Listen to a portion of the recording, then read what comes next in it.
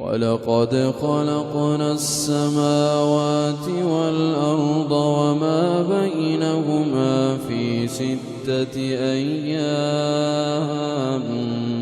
وما مسنا من لغوب فاصبر على ما يقولون وسبح بحمد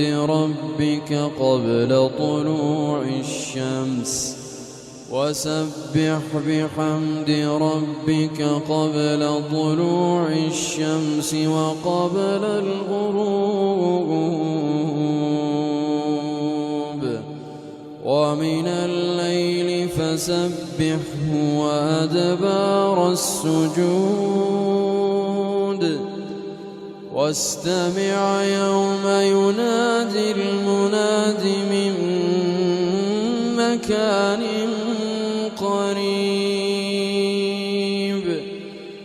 يوم يسمعون الصيحة بالحق ذلك يوم الخروج إنا نحن نحيي ونميت وإلينا المصير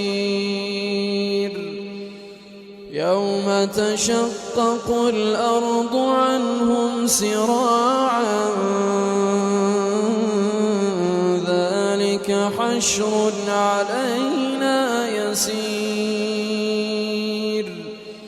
نحن أعلم بما يقولون وما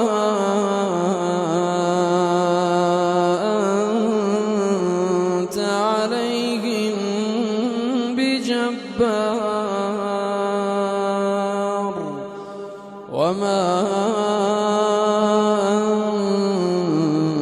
أنت عليهم بجبار